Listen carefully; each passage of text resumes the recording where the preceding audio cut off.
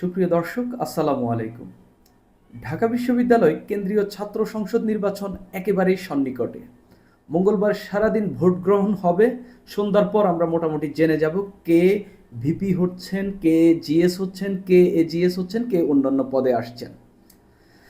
এখনও আলোচনা তুঙ্গে রয়েছে শীর্ষ দুটি পদ নিয়ে, ভিপি এবং জিএস পদ নিয়ে। আমি আমার এই চ্যানেলেই আলোচনা করেছি অন্তত 5 জন প্রার্থীকে নিয়ে, যাদের মধ্য থেকে যে কোনো একজন ভিপি নির্বাচিত হবেন এবং কার সম্ভাবনা বেশি সেটা নিয়েও আমি আলোচনা করেছি। আজকে হইল জিএস পর্ব, অর্থাৎ ঢাকা বিশ্ববিদ্যালয় জিএস হিসেবে, অর্থাৎ সাধারণ সম্পাদক হিসেবে কিংবা গুরুত্বপূর্ণ এই পদে কে আসছেন সেটা নিয়ে আলোচনা করব। আমি 4 জনের একটা লিস্ট করেছি এবং আমার বিশ্বাস এবং আমি মনে করি ভোটের মাঠের পরিস্থিতি আমি যেটা দেখলাম বিশ্ববিদ্যালয়ে গিয়ে কিংবা অন্যান্যদের সঙ্গে কথা বলে এবং প্রচারণা দেখে আমার যা মনে হইলো এই 4 জন থেকেই যে কোনো একজন জিএস নির্বাচিত হবেন। আমি প্রথমেই 4 জনের নামটা আপনাদেরকে বলবো, এরপরে কার কি সম্ভাবনা বা কার কি শক্তির দিক রয়েছে এবং কার কি উইকনেস রয়েছে। 4 জনের মধ্যে রয়েছেন আবু বাকের মজুমদার, তিনি বাকছাসের আহ্বায়ক। এরপরে রয়েছেন তানবীর বারী হামিম, তিনি ছাত্রদল নেতা। মেঘমাল্লার বসু, তিনি ছাত্র ইউনিয়নের নেতা। এবং এস এম ফরহাদ, তিনি ছাত্র শিবিরের নেতা। শুরুতেই আমি আবু বাকের মজুমদারকে নিয়ে কথা বলবো। আবু বাকের মজুমদার এই বৈষম্য বিরোধী যে ছাত্র আন্দোলনটি হয়েছে, অর্থাৎ শেখ হাসিনার পতনের যে আন্দোলন, এই আন্দোলন যখন কোটা আন্দোলন থেকে এই আন্দোলনের দিকে ধীরে ধীরে এগোচ্ছিল, একদম শুরু থেকেই আবু বাকের মজুমদার এই আন্দোলনের অন্যতম একজন ব্যক্তি, যিনি মাঠের আন্দোলনের নেতৃত্ব দিয়েছেন এবং পেছনে আন্দোলনের যে এক ধরনের গ্রাউন্ড তৈরি করা, সেটাতেও তিনি অ্যাক্টিভলি কাজ করেছেন। অর্থাৎ এই আন্দোলন যে এই ডাকসু নির্বাচনে একটা প্রভাবক হিসেবে কাজ করবে এতে তো কোনো সন্দেহ নেই। সেই জায়গায় আবু বাকের মজুমদার অনেকটাই এগিয়ে থাকছেন। তার বাড়ি হইল কুমিল্লায়। তিনি ঢাকা বিশ্ববিদ্যালয়ের জিওলজি ডিপার্টমেন্টে পড়েন। তিনি এফএইচ হলে, অর্থাৎ এফ রহমান হলে থাকেন। তিনি বাংলাদেশ গণতান্ত্রিক ছাত্র সংসদের আহ্বায়ক। যেহেতু কুমিল্লা এবং ঢাকার দক্ষিণাঞ্চলের অনেক শিক্ষার্থী এই বিশ্ববিদ্যালয়ে পড়েন, সেই জায়গা থেকে কুমিল্লার একটা ভোট তো তার দিকে থাকছে। তার হলের, এফ রহমান হলের ভোটও তার দিকে থাকছে, যেহেতু তিনি বাকছাসের নেতা। পাশাপাশি এটা বৈষম্য বিরোধী ছাত্র আন্দোলনেরই একটা প্যানেল। তাদের এই প্যানেলটা কিন্তু বৈষম্য বিরোধী ছাত্র আন্দোলনেরই প্যানেল, যেটার ব্যাকআপ হিসাবে এনসিপি রয়েছে। যদিও এনসিপি স্বীকার করে না যে এই ছাত্র সংগঠনটি তাদের, কিংবা এই প্যানেলটি বা এই সংগঠনটিকে তারা পেট্রোনাইজ করে, এটা তারা স্বীকার করে না। কিন্তু আমরা গত কিছুদিন ধরে দেখতে পাচ্ছি যে এনসিপির পেজে এবং এনসিপির নেতারা কন্টিনিউয়াসলি আবু বাকের মজুমদার, আব্দুল কাদের কিংবা এই বৈষম্য বিরোধী আন্দোলনের যে প্যানেল, সেই প্যানেল থেকে যারাই অংশ নিয়েছেন তাদেরকে নিয়ে নানাবিধ স্ট্যাটাস দিচ্ছেন এবং তাদেরকে ভোটে জয়লাভের কথাবার্তা বলছেন। আবু বাকের মজুমদারের এগুলা সবই হলেও স্ট্রং দিক এবং ভোট পাওয়ার ক্ষেত্রে তাকে এগুলো এগিয়ে রাখবে। আবু বাকের উইকনেসের মধ্যে অনেকগুলো, অন্যতম হলো আসলে জিএস প্রার্থী অনেক, অনেক বলতে কম না, 19 জন। আবু বাকেরকে বাদ দিলেও আরও 18 জন। এর মধ্যে অন্তত 7-8 জন রয়েছেন যারা নির্বাচনে জয়লাভ করার মতো। আমি তো 4 জনের লিস্ট করেছি, এর বাহিরেও আরাফাত চৌধুরী, তারপরে আলসাদি ভুঁইয়া, এরকম আরও অনেকেই রয়েছেন যারা এই জিএস পদে জয়লাভ করার মতো প্রার্থী। সেই জায়গা থেকে এরা সবাই তো কেউ না কেউ ভোট কাটবেন। এই যে ভোট কাটার একটা বা ভোট ভাগ হওয়ার একটা নির্বাচন আমরা দেখতে পাচ্ছি এবং প্রচুর পরিমাণে ভোট ভাগ হবে, বিভিন্ন মেরুতে মেরুতে মেরুতে ভোট পড়বে, সেই জায়গা থেকে এটা একটা উইকনেস। সেই জায়গা থেকে যেহেতু বাকছাস একটা মোটামুটি বিশ্ববিদ্যালয় বড় সংগঠন না, কিন্তু আন্দোলন করার ফলে বৈষম্য বিরোধী ছাত্র আন্দোলন এবং বাকছাস তৈরি হওয়ার কারণে তাদের একটা সীমিত একটা স্টক ভোট তৈরি হয়েছে। সেই জায়গা থেকে একটা সম্ভাবনা তো থাকছে। তবে এটা আপনি ছাত্র শিবির, ছাত্র দল কিংবা যে ছাত্রলীগ নাই, কিংবা বাম রাজনীতিক নেতাদের সঙ্গে বা বাম সংগঠনগুলোর সঙ্গে তুলনা করলেও আবু বাকের মজুমদারকে বা আবু বাকের মজুমদারের সংগঠনকে অত আহামরি বড় সংগঠন হিসেবে আপনি বিবেচিত করতে পারবেন না। অর্থাৎ সংগঠন হিসাবে যদি আপনি এটাকে র্যাঙ্কিং করেন, এটা 3-4-এর পরে থাকবে। এটা হইল একটা উইকনেস। তাছাড়া আবু বাকের মজুমদারের জনপ্রিয়তা রয়েছে, এর বাহিরেও তারপরে নারীদের হলে তার জনপ্রিয়তা রয়েছে, শিক্ষার্থীদের মধ্যে তার জনপ্রিয়তা রয়েছে আন্দোলনে অকুতোভয় ভূমিকার কারণে। কিন্তু এর বাইরেও এই যে যেহেতু যেহেতু এই শিক্ষার্থীরাই শেখ হাসিনার পতনের আন্দোলনে নেতৃত্ব দিয়েছেন, এই শিক্ষার্থীরাই শেখ হাসিনার আন্দোলন করেছেন, বিশ্ববিদ্যালয়ে এখনো একটা শিক্ষার্থী গ্রুপ আছে যারা হচ্ছে শেখ হাসিনার বা আওয়ামী লীগের পক্ষের বা মুক্তিযুদ্ধের পক্ষের লোক।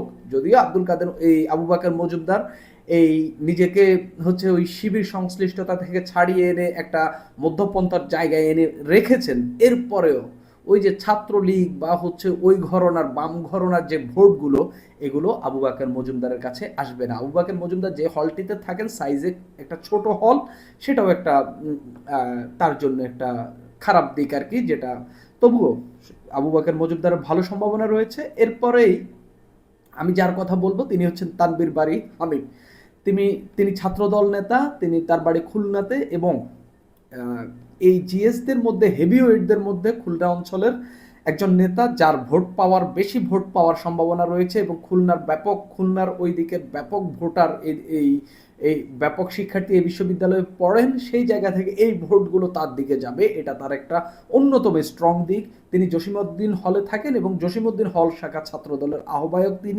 তিনি উইমেন জেন্ডার স্টাডিজ ডিপার্টমেন্টে পড়েন। এগুলো সবই তার স্ট্রং দিক, এবং তিনি যে হলে থাকেন সেই হলেরই ছাত্র দলের নেতা। ওই হলের ভোটগুলো বেশিরভাগই তার পক্ষে যাওয়ার কথা, যেহেতু তিনি ওই হলে থাকেন, এবং পাশাপাশি খুলনার ভোটগুলো যাবে, এবং উইমেন জেন্ডার স্টাডিজে যে ভোটগুলো রয়েছে ওই রিলেটেড যে কোর্সে তিনি পড়েছেন সেগুলোর ভোট তার পক্ষে যাবে। এটা একটা তার স্ট্রং দিক এবং সম্ভাবনার দিক। তার বাইরে ছাত্র দলের যে স্টক ভোটটা রয়েছে, ঢাকা বিশ্ববিদ্যালয়ের ছাত্র দলের তো নির্ধারিত একটা ভোট ব্যাংক রয়েছে, ওই ভোট ব্যাংকটা তানবীর বারী হামিমের দিকে যাওয়ার বড় সম্ভাবনা রয়েছে। সেই জায়গা থেকে তার জয়ী হওয়ার সম্ভাবনা খুব প্রবল, যেহেতু তিনি এতগুলো জায়গাতে তিনি স্ট্রং জোন তার রয়েছে। এগুলো তো থাকলোই, এর বাইরে তার উইকনেসের জায়গাটা হইল ছাত্রদলই তার শক্তির জায়গা, ছাত্রদলই তার অন্যতম একটা উইকনেস। কারণ শিক্ষার্থীদের অনেকেই মনে করেন ছাত্রদল ছাত্রলীগ মুদ্রার এপিট ওপিট, অর্থাৎ ছাত্রলীগের ক্যান্ডিডেটকে পাশ করানো মানে ছাত্রদলের ক্যান্ডিডেট, তারা এটা অনেকেই, আমি বলছি না যে এটা আমার কথা, অনেকেই এটাকে এভাবে দেখেন। সেই জায়গা থেকে দলকে নিয়ে একটা নেগেটিভ ক্যাম্পেইন রয়েছে। যদিও এবারের যে প্যানেলটি ছাত্রদল দিয়েছে এটা খুবই খুবই ভালো একটা প্যানেল হয়েছে, এবং ছাত্রদলের কেন্দ্রীয় সভাপতি, সেক্রেটারি কিংবা উপরের সারির, ইভেন ঢাকা বিশ্ববিদ্যালয়ের যিনি ছাত্রদলের সভাপতি তিনি পর্যন্ত এই নির্বাচনে অংশ নেননি। সেই জায়গা থেকে ছাত্রদল মানে তুলনামূলক তরুণ, পাশাপাশি হচ্ছে যারা একটু জনপ্রিয় তাদেরকেই হচ্ছে এই প্যানেল, এবং যাদের ইমেজটা ভালো তাদেরকে এই প্যানেলে আনার চেষ্টা করেছেন।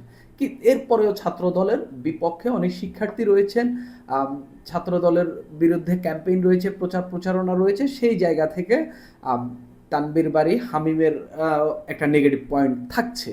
পাশাপাশি তিনি যে ডিপার্টমেন্টে পড়েন, ডিপার্টমেন্টটা আসলে ওই অর্থে খুব বড় ডিপার্টমেন্ট না, ডিপার্টমেন্টের ভোটের দিক থেকে তিনি একটু পিছিয়ে থাকবেন, এটা আমি মনে করি। এর বাইরেও তানবীর বারী হামিমের একটা স্ট্রং দিক রয়েছে, যেটা আমি আসলে বলিনি, সেটা হইল তানবীর বারী হামিম এমন একজন ছাত্রদল নেতা যিনি তার বড় ভাই প্রতিম যে সংগঠন রয়েছে বিএনপি বা দল, সেই দলকে তিনি ক্রিটিসাইজ করতে পারেন।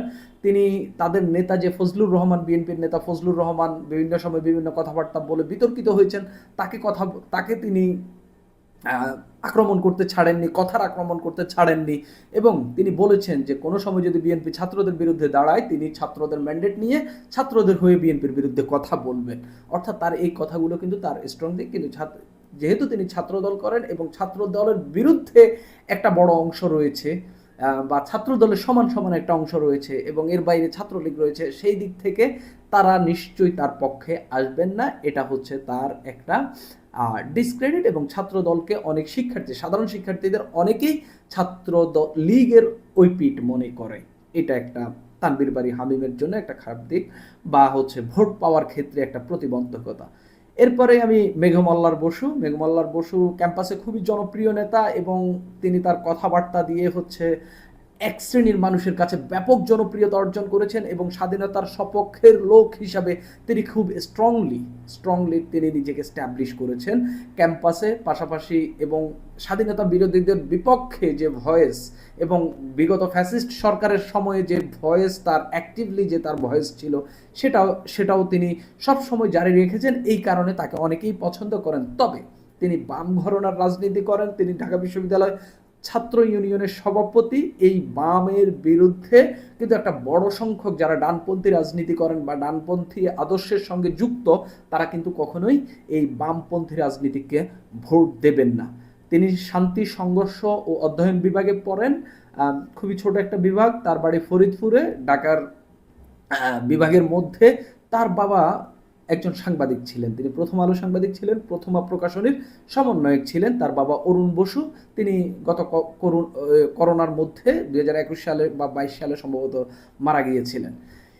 এই মেঘমাল্লার বসুর ব্যাপক জনপ্রিয়তা রয়েছে বাম ঘরানার যারা রাজনীতি করেন, যারা হচ্ছে স্বাধীনতা সপক্ষের লোক। ও তার আরেকটা স্ট্রং পয়েন্ট হলো তিনি জগন্নাথ হলে থাকেন এবং জগন্নাথ হলে যে ঢাকা বিশ্ববিদ্যালয়ের ছাত্রদের হলের মধ্যে অন্যতম বড় একটি হল, সেই হলটির ভোটগুলো তার পক্ষে রয়েছে এবং সেই হলের শিক্ষার্থীরাও যেহেতু কিছুটা প্রগতিশীল এবং কিছুটা স্বাধীনতার পক্ষে, সেই জায়গা থেকে ওই হলের প্রায় বেশিরভাগ ভোটই মেঘমাল্লার বসুর পক্ষে যাওয়ার সম্ভাবনা রয়েছে। এত বড় একটি হলের ভোট যদি তার পক্ষে যায় এবং একজন হিন্দু প্রার্থী হিসাবে যদি হিন্দু শিক্ষার্থীরা তার দিকে ঝুঁকে পড়ে, মেঘমাল্লার বসুর খুব ভালো সম্ভাবনা রয়েছে ভোটে জয়লাভ করার। তবে তার ছোট উইকনেস যেগুলো হইলো, তিনি একজন ওই আমি যেটা বললাম তিনি বাম ঘরানার রাজনীতি করেন। এই নির্বাচনটা, ডাকসুর এই নির্বাচনটা মোটামুটি একটা আদর্শিক লড়াই আমরা দেখতে পাচ্ছি। স্বতন্ত্রদেরকে আপনি যদি এক সাইডে রাখেন, বাকি যারা রয়েছেন শিবির, ছাত্রদল, তারপরে বাকছাস, তারপরে বাম যারা রয়েছেন, সব মিলে একটা আদর্শিক লড়াই। আদর্শিক লড়াইটা কিসের মধ্যে? ডান, বাম এবং মধ্যপন্থার একটা আদর্শিক লড়াই আমি দেখতে পাচ্ছি এখানে। সেই জায়গা থেকে এই যে রাজনৈতিক আদর্শিক লড়াই থেকে কে আসলে উতরে আসেন, কে আসলে সেখান থেকে জয়লাভ করে আসেন, সেটা একটা দেখার বিষয়। তবে মেঘমাল্লার বসুর উইকনেস, তার ডানপন্থী একটা বা ডানপন্থীর আদর্শের সঙ্গে যুক্ত অনেক শিক্ষার্থী যুক্ত রয়েছেন, তারা তাকে ভোট দেবেন না, এটা মোটামুটি নিশ্চিত। এবং শান্তি, সংঘর্ষ, অধ্যয়ন বিভাগ খুবই ছোট একটা বিভাগ। পাশাপাশি তিনি বাম রাজনীতি করেন এবং বাম রাজনীতির খুব বড় সংখ্যক ভোট ব্যাংক কিন্তু বিশ্ববিদ্যালয়ে নাই এবং সেখানেও আমরা কয়েকটি প্যানেল দেখতে পাচ্ছি। বামদের মধ্যে উমামার প্যানেল একটা আলাদা হয়েছে, তারপরে হচ্ছে ছাত্র ফেডারেশনের সম্ভবত একটা প্যানেল রয়েছে, তাদের একটা প্যানেল রয়েছে, তারপরে অদম্য অপরাজিতা 71, অদম্য 24 এরকম একটা প্যানেল রয়েছে। এগুলো সব বাম ঘরানার প্যানেল। সেই জায়গা থেকে এত ভোট ভাগাভাগির মধ্যে তিনি আসলে কিভাবে উতরে আসেন। পাশাপাশি তিনি সর্বশেষ কিছুদিন প্রচারণার শেষ কিছুদিন তিনি অসুস্থ ছিলেন, তার একটা অপারেশন হয়েছে, তিনি হাসপাতালে ছিলেন, সেখানেও তিনি শিক্ষার্থীদের কাছে যেতে পারেননি। শেষ পর্যন্ত তিনি শেষ দিনে এসে শিক্ষার্থীদের কাছে অ্যাপোলজি করেছেন। কিন্তু আসলে সেই জায়গা থেকে শিক্ষার্থীরা যখন দেখবে একজন প্রার্থী তার কাছে আসেননি, সেই জায়গা থেকে তাকে আসলে কিভাবে গ্রহণ করে বা কিভাবে ভোট দেয়, সেটা একটা দেখার বিষয়। তার অনেকগুলো উইকনেস রয়েছে, তবে তার কথাবার্তার কারণে, তার রাজনৈতিক দৃঢ়তার কারণে, তার সাহসী রাজনীতি করার কারণে তাকে কিন্তু অনেকেই পছন্দ করেন। এগুলো তার স্ট্রং দিক হয়ে থাকবে। আরেকজন প্রার্থী এস এম ফরহাদ বাড়ি চট্টগ্রাম অঞ্চলে, তিনি জসিমউদ্দিন হলে থাকেন, শিবিরের ঢাকা বিশ্ববিদ্যালয় সভাপতি, ডিপার্টমেন্ট সমাজ কল্যাণ। এগুলো তার সবই স্ট্রং দিক। তার হল, তার ডিপার্টমেন্ট, সমাজ কল্যাণ ও গবেষণা, তিনি পড়াশোনা করেন চট্টগ্রাম অঞ্চলের ব্যাপক শিক্ষার্থী রয়েছেন এই বিশ্ববিদ্যালয়ে, তাদের ভোট ব্যাংক মোটামুটি বড়। জসিমউদ্দিন হলে থাকছেন এবং শিবিরের যে স্টক ভোট রয়েছে, অর্থাৎ ভোট ব্যাংক শিবিরের যেটা রয়েছে, এবং এই নির্বাচনে শিবিরকে নিয়ে ব্যাপক হাইপ উঠেছে। তার মধ্যে এস এম ফরহাদও রয়েছেন, যে তিনিও জয়লাভ করতে পারেন। সারা দেশব্যাপী তাদের নেতাকর্মীরা এটা নিয়ে প্রচারণা চালাচ্ছেন। ক্যাম্পাসে যারা তাদের ভোটার রয়েছেন তারা তো ভোট দেবে, এর বাইরে অন্যান্য শিক্ষার্থী যারা রয়েছেন তাদেরকে আকৃষ্ট করার চেষ্টা করছেন। অর্থাৎ শিবিরের এই প্রার্থী জয়লাভ করতে পারেন, এটা নিয়েও এক ধরনের সম্ভাবনা বা তাদের সমর্থকদের মধ্যে বিশ্বাস তৈরি হয়েছে। এতক্ষণ যেটা বলেছি এগুলো সবই তো এস এম ফরহাদের স্ট্রং দিকে। আমি মনে করি যে এই যতগুলো প্রার্থী রয়েছেন সবচেয়ে বেশি উইকনেস রয়েছে এস এম ফরহাদের ক্ষেত্রে, কিংবা ভোট পাওয়ার ক্ষেত্রে সবচেয়ে বড় প্রতিবন্ধকতা রয়েছে এই প্রার্থীর। তার মধ্যে আমি সবচেয়ে বড় তার উইকনেস বা হচ্ছে তার যে ভোট পাওয়ার ক্ষেত্রে যে দুর্বলতা, সেটা হিসাবে যেটা আমি দেখি, শিবির মূলত এস এম ফরহাদকে বলি দিয়েছে। বলি কিভাবে দিয়েছে আমি একটু বলি। আপনি দেখেন এই 5 আগস্টের পরবর্তী সময়ে সারা বাংলাদেশে সব জায়গায় শিবিরের ফেস কিন্তু একটা, সেটা হচ্ছে এস এম ফরহাদ। যত বিতর্ক, যত টক শো, যেখানে যত ঝামেলা, সব কিছুর কেন্দ্রে ছিলেন এস এম ফরহাদ। শিবির যদি এটা চিন্তা করে থাকেন যে আমরা শুধু আমাদের একজন নেতাকেই বিতর্কিত করব, সবাইকে করব না, তাহলে সেটা হচ্ছে এস এম ফরহাদ। তারা এস এম ফরহাদকেই সামনে ঠেলে দিয়েছেন যে যদি বিতর্কিত হয় ও একাই হোক, বাকিরা সবাই সেফ থাকুক। আমার কাছে কেন জানি মনে হচ্ছে সাদিক কায়েমকে জেতানোর জন্য সাদিক কায়েমকে সব মিডিয়া থেকে আলাদা রেখে শুধুমাত্র এস এম ফরহাদকে সব কিছু ফেস করতে দিলেন। এস এম ফরহাদকে হচ্ছে সব কন্ট্রোভার্সিয়াল জায়গায় গিয়ে হচ্ছে বিতর্ক করতে দিলেন। জগন্নাথ হলে সাদিক কায়েমের কিছু হয়নি যাওয়ার পর, কিন্তু এস এম ফরহাদের ঘটনা ঘটে গেল। এস এম ফরহাদকে শিক্ষার্থীরা ধরে নানাবিধ প্রশ্ন করলেন। এটা হইলো এস এম ফরহাদের সবচেয়ে বড় ডিসক্রেডিট। এটা একটা। স্বাধীনতা বিরোধিতা নিয়ে হচ্ছে জামাতের যে অবস্থান, সেই অবস্থানে এবং সেই দলের ছাত্র সংগঠন হলো শিবির, সেই শিবির এখনো জামাতকে ওই বিষয়ে কখনো প্রশ্ন করেনি, তাদেরকে নিন্দা করেনি। এগুলা নিয়ে ক্যাম্পাসের অনেক শিক্ষার্থীদের মধ্যে ক্ষোভ রয়েছে, যেটা আমরা সর্বশেষ জগন্নাথ হলে যে হচ্ছে এস এম ফরহাদ গেলেন সেখানে যাওয়ার পরই আমরা দেখতে পেলাম। অর্থাৎ স্বাধীনতার প্রশ্নে অনেক শিক্ষার্থী শিবিরকে ভোট দেবে না, সেই ভোট এস এম ফরহাদও পাবেন না। জগন্নাথ হলের ভোট এস এম ফরহাদ পাবেন না। শুধু এস এম ফরহাদ না, পুরো শিবিরের প্যানেলই পাবেন না। ঢাকা বিশ্ববিদ্যালয়ে 4,000-এর বেশি হিন্দু শিক্ষার্থী রয়েছে, তারা শিবিরকে কত শতাংশ ভোট দেয় সেটা একটা প্রশ্নের বিষয় রয়েছে। তিনি যে হলে থাকেন জসিমউদ্দিন হলে, সেই হলের শিক্ষার্থী হলেন তানভীর বারী হামিম, আবার সেই হলের ছাত্র দলের আহ্বায়ক হইলেন তানভীর বারী হামিম। সেখানে ছাত্র দলকে ডিঙিয়ে এস এম ফরহাদ বেশি ভোট পাবেন এটা আমি মনে করি না। পাশাপাশি এস এম ফরহাদের বিরুদ্ধে আরেকটা গুরুতর অভিযোগ রয়েছে।